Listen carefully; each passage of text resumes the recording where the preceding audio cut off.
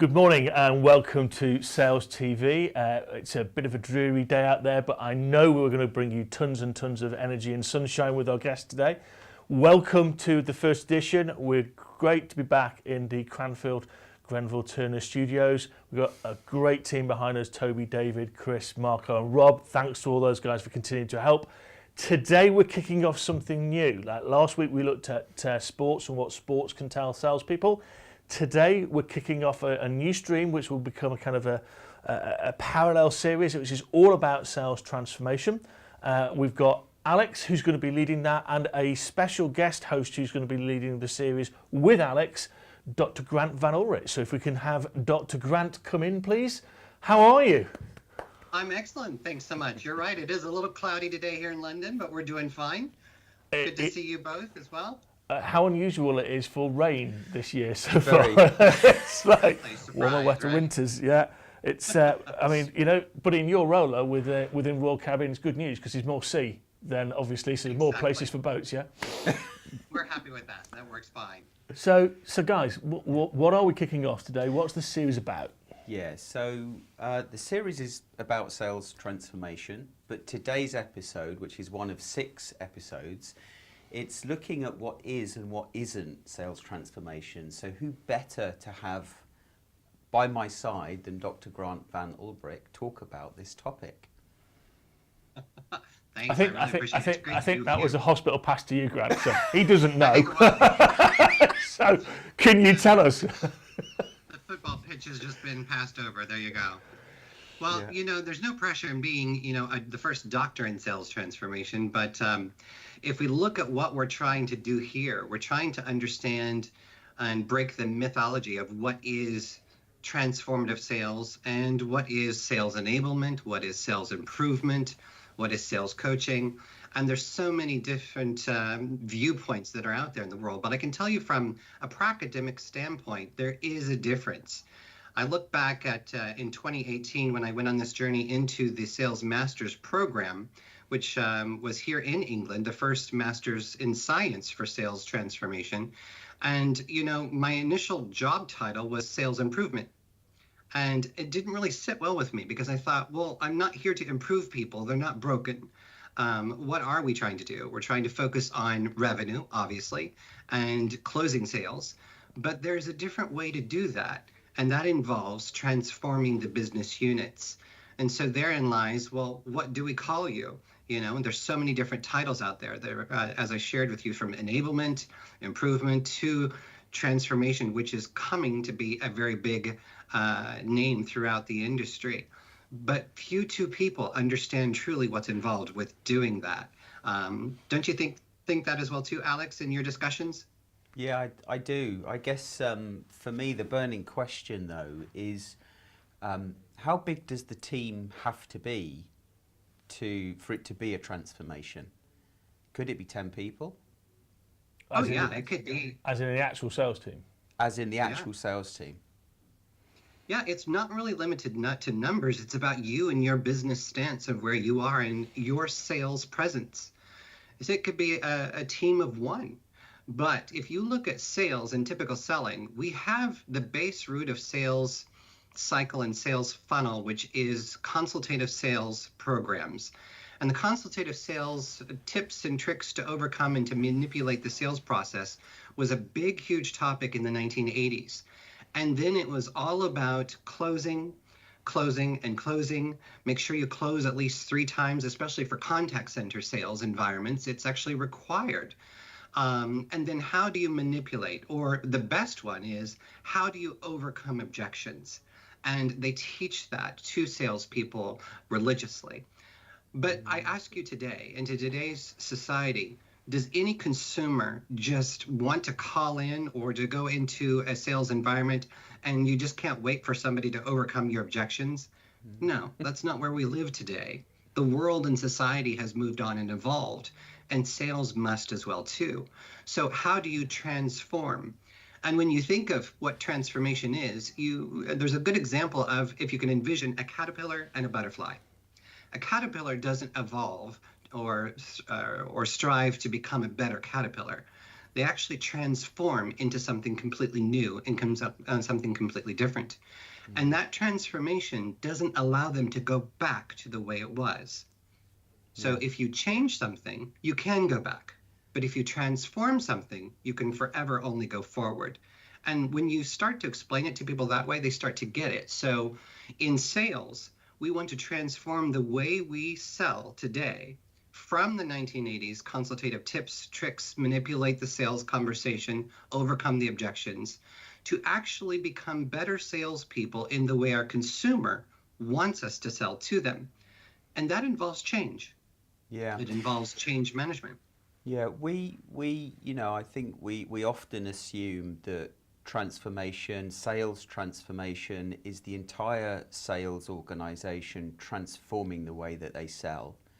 But it doesn't have to be, it could be any form of change. When I think about where the sales process touches the buying process, you've got transformational change that happens with the sales team, but then each individual salesperson is dealing with change every day, but they're also trying to educate their buyer how to change, and then coach their buyer to make or create change within the organization that they're selling to based on the solution that they're selling them. So, where does it end for you? Is there a starting point and an ending point, Grant? Well, truly, and one of the key words that you just said right there was coaching. And that is why often, and guys, both of you will acknowledge this, we hear so many references to sports within sales, right? The coach who's running the football program, the basketball, any of the coaching programs that you have. Coaching is very relevant to transforming sales. And so it can't be a manipulative conversation where you're doing transactional leadership alone and you're telling people what to do. We've lived there. We've lived there for so long to where I'm the supervisor. I'm going to tell my salespeople they have to hit this quota, they have to hit these KPIs, and they just have to do it. But that leadership approach does not tell them how. It doesn't educate them. It doesn't develop them. It doesn't show them the way forward. So you're not truly developing your salespeople. And you're only doing the conversation one way at the salesperson, and you're not involving the customer. But to your point with coaching, a transformational leader takes all of the focus off of themselves and focuses the development on the individual that they're supporting. And in that element, it's all about coaching. So you're using open-ended questions. You're not telling them anything. You're actually pulling the information and the relationship out of them. And we as salespeople need to do the same thing with our customers. We can do that in sales coaching facilitation because we want the conversation to be about the customer and their needs. And the only way you're going to do that is not through telling. It's through coaching and getting their wants from them. So let's dig in a little bit on that transformational leadership point, because I think that for me, it's not just the leader that is the transformational leader, it's the individual, and the individual's taking responsibility for almost taking that leadership stance, coaching, supportive stance. And I can imagine that within a sales team, as well as the sales rep doing it for their or with their buyer. So, when we think about transformational leadership, tell us more about your view on that term and how that relates to what we're talking about today. Yeah, well, you have to understand there's a base. There's many different types of leadership approaches and styles that you can apply, but you have to have a base foundation, right? Some place to start. So if you look at the foundation of leadership, you have transactional leadership on the left, and you have transformational leadership on the far right. Transactional leadership is a prose of tell. It is about me telling you what to do, and I'm leading. And most of the time, I will take the credit for what the team does. So I will tell you all what to do. I may or may not do some sort of coaching. I might be mentoring you in some shape or form, but mostly I'm giving you tell directions. And then I am reporting back up to the leadership on your successes And literally, I'm taking the credit for it. Now, there is moments where you need to tell, and that's great, but you need to get out of that leadership style and shift over to transformational. Transformational leadership is harder because it involves you not taking the credit. It involves you with empowerment, enablement, coaching, guidance, and giving your people the ability to stand up and lead for themselves. And that means you sometimes have to sit into the background. And then when they do lead, if they're successful, all of the praise goes directly to them. It doesn't come to you. You need to measure yourself through the success of your people. And that involves coaching. And it's harder to do because so many times we are hardwired. We want to tell people what to do. But if you do that, you rob them of the development. You rob them of their own ability to learn, to grow, and to also to falter, because we can grow through failure, and that's okay. Your best thing that you can do is when they do fail is to be right there to support them and lift them back up. Yeah, that's a cultural change, though. Yeah, it's hard. It is a hard shift. But if you can embrace that and you can realize that if I could shift myself over into a transformational leadership style, I am fostering a culture of development, empowerment, and true ownership. And then embracing the involvement of the customer along the way, that's when your revenues are going to start to flourish.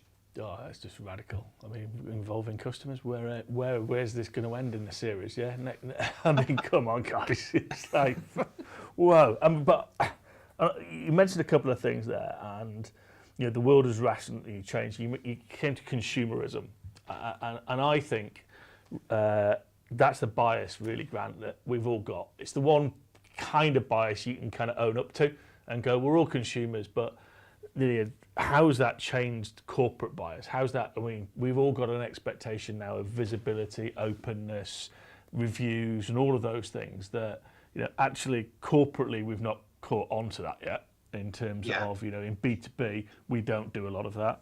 But I also love this piece, which I want to pull out there, which is we all know some transformational leaders, and there's a difference there. I scribbled down legacy.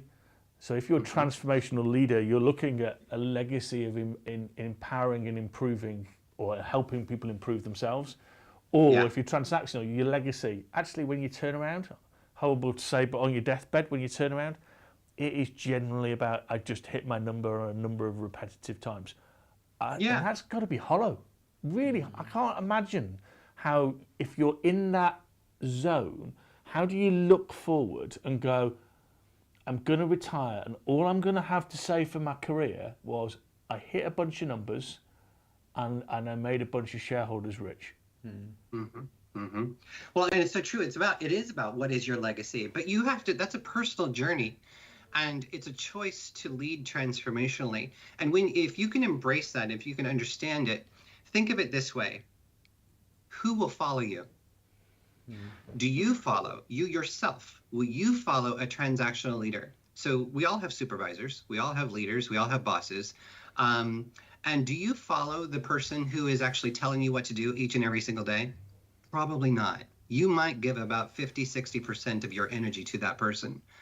But if you have a leader or supervisor within sales or with even outside of sales that actually cares, demonstrates empathy, uses coaching, gives praise back to you, picks you up when you falter, and actually cares to champion through empathy your success and your development, will you follow that person? Absolutely. Each and every time. So if you think of sales, people really don't understand the concept of a salesperson and a sales professional. This person is so embattled between change. You have the pressures and transactions of the organization. Hit the KPIs, hit your numbers. We hear that all the time. Manage the numbers, hit the numbers. But then you have also, in today's democracy, where everything is emotional driven, identity purpose driven on buying processes, you have the consumer who is equally knowledgeable about your products, if not more so, with the advance of the internet, AI, and different capabilities. Often we find consumers know more about your products and services than you do yourself. And then there's ghosting, there's deal breaking, there's deal faltering, there is non-responsive of emails and communication. So a salesperson is literally like a ping pong ball back and forth between that. And your job as a leader is to be a transformative leader there to support them. And that involves change management heavily. I think what you touched on there, and I was talking to Guy Lloyd, who we all know. There's a great piece of work that talks about can't leave it behind. And it talks about the mental pressure on salespeople, but you've actually got their personal pressure before they even walk through the door. And you've got financial, you've got health, you've got and you've got basically a family. But Guy and I were kind of spitballing about this, and actually what's really to your point, Grant, is start at 9 o'clock, you walk through the door and you've got all of that that's already before, and then mostly the company then dumps it on you and gives you more pressure. But actually at 5 o'clock, you walk out, you've still got then the work pressure with you, because no one comes in and looks after your deals or your customers. And where Guy was going, which is brilliant, he said, if you're a doctor, yeah, you're a massively high pressure job. But when you go home, there's another doctor that comes in and looks after the patients that you started with. If you're a policeman, you don't go, right, I've got to be here just to rush out and keep that street safe. You've got another police officer that... And you look at all of these other professions, and people basically come in and take the pressure away from you. But sales, it's this washer of pressure on you all the time. It doesn't end. Yeah. No. Yeah. Not only that, this concept of 9 to 5 would be wonderful. I was putting a very old model over that, by the way. Yeah. No, but yes, that exists. Yeah. I mean, and the fact that salespeople are the high performing salespeople, and I'm sure those that aren't sort of performing at their peak, they're thinking about how they can get their next deal, what can they do differently the following day, whilst they're trying to spend quality time with their families or sort out their finances.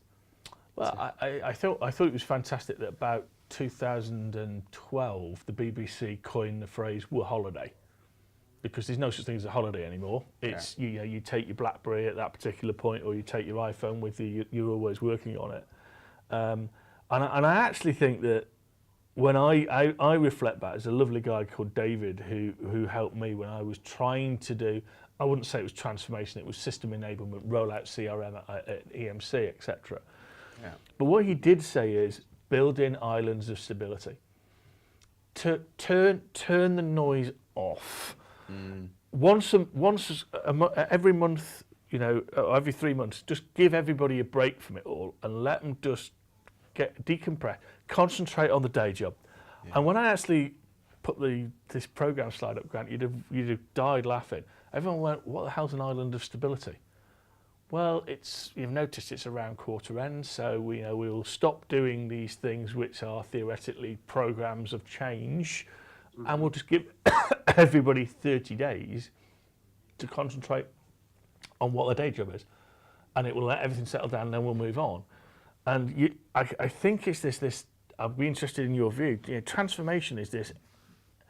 It's like somebody said to me yesterday. I was on a business people, small business people, forever chase the word growth, and they'll chase it into the sunset without considering the things that they need to do to do it, or even if it's the right thing to do.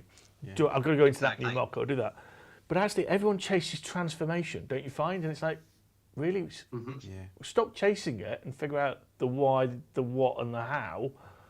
Because I remember, and nobody told me, and I didn't know you at the time, which was my fault, but I can remember being sat in front of 5,000 people in Orlando at a sales engineer conference and going, this is the strategy. If we do these things, we're going to be really good in 5 years' time. And no one said to me, well, actually, if you took the central kind of aisle, everybody on that side has no idea what you're talking about, and they're never going to do it. And everyone on this side is kind of going, I kind of buy into it, but I don't know how to do it, so I'm going to need a hell of a lot of change. It would have saved me a huge amount of emotional stress. Yeah. Because I'd have been able to go, no, they're not with me. Yeah. Are you on the bus or off the bus? That's the key, isn't it? Well, exactly. On the bus or off the bus, And how are you as a leader going to assess where your team are? right? There's so many times the pressures come from up above in your organization and saying, right, we need to go this direction. And oftentimes it's revenue management, right? Saying we need to do this. These are the numbers we need to hit. Go do it. Go do it. Just, it's funny the direction that comes. They talk at your customer. Just tell them they need to buy this. Tell them they need to do this. That's not how the world works. And so to your point earlier, Andy, about the corporations haven't caught on to this. You're absolutely right. How do we get them to understand the buying process today and the way today's customer wants to be sold to? Because at the end of the day, that's who we're working with. We're working with a consumer that actually in the way they want to be sold to, and it's so different. How do you, like you just talked about as well too, transformation, it's so confusing. There's so many different variations of what it means and what it is and what it is not. And I think what we're purpose here today is just to clarify. Sales enablement is this process of ensuring that your team members have the tools necessary, understand the tools, systems, CRM programs, collateral pieces, tools to do their job. You are enabling the sales team to sell. Yeah. That's sales enablement.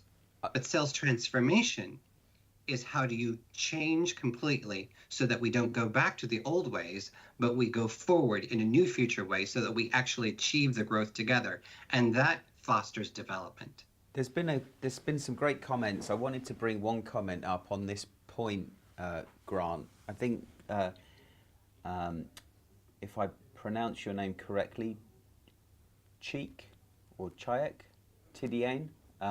So he asks or says, therefore the hiring process should be led by the transformational manager, less HR, more sales manager involvement, because a high-performing salesperson can only be known by another one. Put my teeth back in.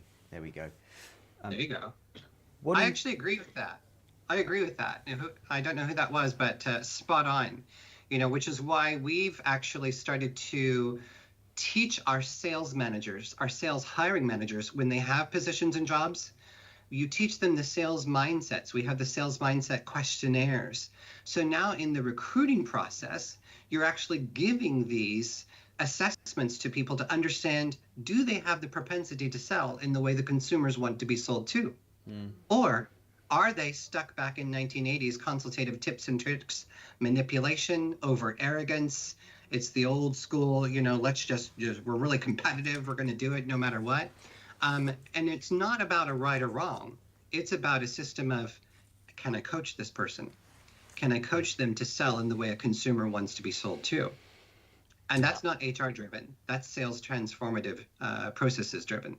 But I find this from obviously my research that I'm doing. I don't know whether you've come across the paper by Artis and Harris 2007, which looks at self-directed learning. So to my viewpoint is, and we know great people like John at Royal Mail, etc., and Ben at IdeaGen, who are transformational leaders. But what they do is they create a culture and say, you know what, I will facilitate, I will support, I will coach, I'll give you everything that you need, but the onus is pretty much on you. I will help you transform as an individual. I'll help you be the best version of yourselves that you can be. And that actually scares people rigid. I mean, I just talk about four types of sales learners. And I had a conversation with a company, and it was the head of HR, and they will remain nameless, but they have about 400 salespeople. And I said, well, you've got induced, you've got synergistic, you've got voluntaristic, and you've got scanning. That's the four types of learners that Artis and Harris kind of put out there. So therefore, if you've got 400, it's likely, let's just call it simple mathematics, you've got 100 in each of those categories. They learn differently. If you take a voluntaristic individual and try and stick them in a classroom, they're going to have a fight or flight scenario. And they're not going to learn. You've got to, as your point, they've got to have a true coaching relationship with their sales manager.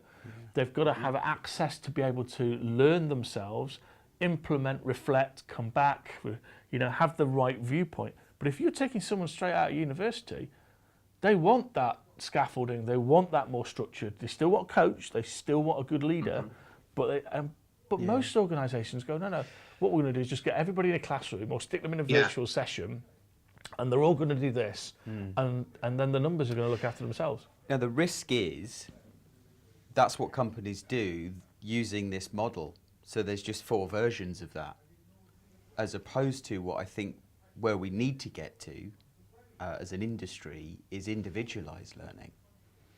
Well, and that's where the transformation process has to come into play and understanding what that means. So often I will tell people, I said, look, my job as a leader is to give every single thing that I have of me to you. If you want my job, then I'll help you to get it. There'll always be a place for me. And what people fail to understand in that statement is you're playing a part in your own succession planning. So if you're a leader who is, your main flight is transactional, and you think you have to tell people to protect that information and to protect that, so you're protecting your job and your security, you're never going to move. You're never going to grow, and the company's not going to let you go because you're too valuable. But if you change your mindset to say, wait, if I can develop others, and if I can be a giver of knowledge and help people individually grow to the way that they learn, to your point, Andy, then guess what? There'll always be upward momentum for me, and I can grow because there's my right hand who's ready to step in. And to your point, too many people don't understand that, and they're afraid of that. But that's how you embark on a transformative journey for yourself first. Yep. And only when you do it for yourself first, then you can support it for other people. Now, you do have to give people personalization. Back to Grant's viewpoint, consumerism is driven by personalization. Why wouldn't sales transformation at the individual level in terms of knowledge be driven by it? But then you need codification, because what people get really comfortable with is if I get everybody, and we all know my default is negotiation skills, but if you put everybody in negotiation skills in the classroom, you are confident as a company that that has happened, and therefore you can tick box and go, everybody has done that. Done. Yeah. But if you then let people go out on their own journey, which every other profession does, apart from sales, every other profession does it. If you let them go out, you've got to codify it. You've got to actually say, you know what, this person's achieved a standard in that part of their sales knowledge toolkit, because then they can say to the, look, I am owning my own learning, and I've reached that standard, and you therefore don't need to spoon feed me. Yeah. And that's again that bit which is Grant's forefront of the ISP. That's the way we've got to join the rest of the world. Yeah. But we can't judge people by their number and say they're competent because they hit a number. Yeah. We've got to judge people by their skills and knowledge and mindset. I love this, Andy. I often do this in some of my seminars, and we've all had it, and you just said it. Hit the numbers. Have you ever had that? You have leaders that'll say, hit the numbers. And I say, all right, let's do this. See this pen. Pretend this pen is a number. Hit it. Go ahead. Hit it. And the first thing they try to do is they try to grab it. And I go, I didn't tell you to grab it. I told you to hit it, or I told you to manage it. And then they just look at you completely confused. And what they fail to understand is that a number is a moment in time. And when you see it, it's already done. You can't manage it. There's no way. It's history. It's in the past. The only thing you can manage as a true sales leader is the actions and activities that the sales team produces and that they're capable of, because that's the portion that actually makes the numbers. So as a leader, you need to understand what it is you're trying to drive. You're not trying to hit a number. You're trying to ensure that the actions are there so you can achieve the numbers. Well, I mean, that's the difference between output KPIs and input KPIs, isn't it? Exactly. Everyone measures that number. I hit the number. But what did you do? Now, we've got 2 minutes left. What did you do? We do. So what I would like you two to tell me is, what does the rest of the series hold for people? Ooh. Alex. Do you... Yeah. Okay. That's now throwing you under the bus because you threw him under the bus at the start. Yeah? It's that type of relationship, folks. We're going to see. It's bare knuckle fighting in the red corner and the blue corner. Yeah. Okay, so episode 2, scheduled for the 25th of April. We are going to be looking at where are you starting from. So sales transformation needs to have some sort of starting point. Where are you starting from? Yeah. We have a guest, Axel Ferroles. Did I pronounce that correctly, Grant? Yes, from SAP. Yeah. So he has tentatively said he's ready to come, so we'll make sure that he comes and joins, which will be great. Okay. Shall I omit the names for now? Yeah, No, that's fine. because so far today you've butchered everybody's name.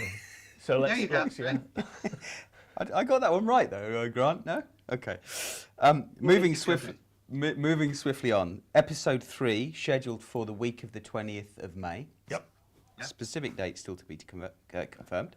What is leadership? And where are you at the moment? Transactional versus transformational. Okay. Yeah. Then episode 4, week beginning 3rd of June. How do you create the culture for transformative change that sticks? We then have episode 5, week of the 24th of June. The change journey. What are the milestones? What are the islands of stability? To your point. Come on, lads. It's almost like we planned this, isn't it? There you go. Never. And then we're finishing off with episode 6. How do you know when you've transformed? Are you done? Yeah. Ooh. And we do have some great speakers lined up. And I'll just share it because I know them very well. Axel Feralis from SAP, John Nicholson from Royal Mail. Very excited to have him back. And Axel with him as well, too. Rainer Stern, who's with SAP over in Frankfurt. He's an amazing gentleman. And also one of my co-authors on our new book that's coming out. And then Sakis Tsoudis from SAP as well, too. So it's going to be exciting. Great leaders that are coming to join us in these discussions. Well, it's been an honour to be with you both today. We're out of time, but Grant, really looking forward to doing a couple of sessions with you on this. Looking forward to continuing to expand what Sales TV is all about. So thank you, Grant. Really looking forward to you hosting this, and yourself, Alex. Thank you to everyone for joining today. We will reinforce actually what the series holds and give you some information around that through our webpage and on LinkedIn. We wish you a fantastic day, fantastic week, and hope you actually have a safe one, which is the most important. Thanks from Sales TV. Goodbye all. Bye for now.